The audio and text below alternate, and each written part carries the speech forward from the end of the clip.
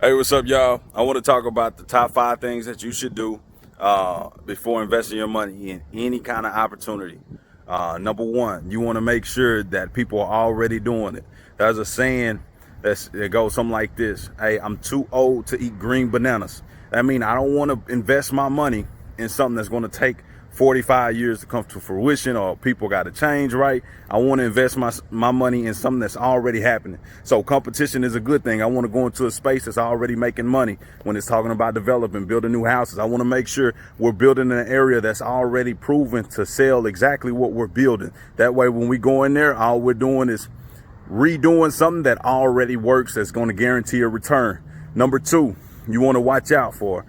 You want to know exactly how long your money is going to be stuck in that investment. If it's 6 months, 12 months, you need to know that. That way you don't get mad because you can't get your money right out of it. You need to know exactly how long you're investing your money into this particular project.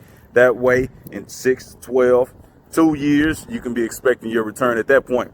Number three, you want to ask, what's in it for me?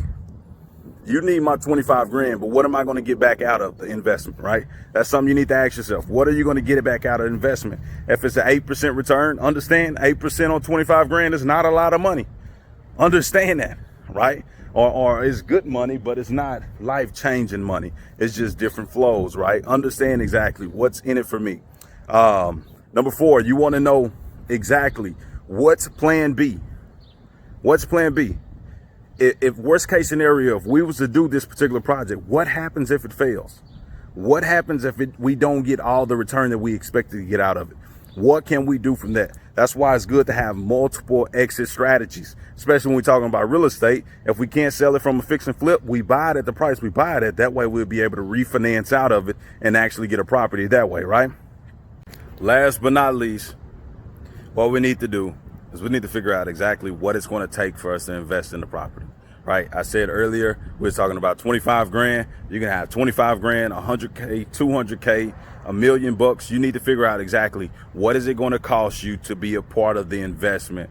And I'm talking about the dollar amount. What do you need from me in order to be able to invest with you? That's something that we always answer every one of these questions with our private lenders. We want to make sure they understand exactly what kind of investment that you need to answer for your private investor as well. That way there's no questions going into the investment.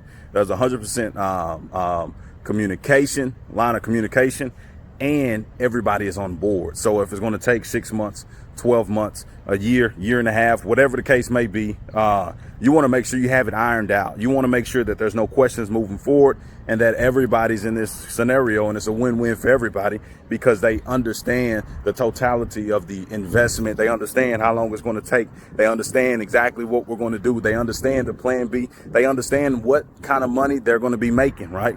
So that's what you got to understand when you're talking about investing. When you're using your money, you're putting up your money to invest with somebody else, you got to understand and you got to ask all these questions.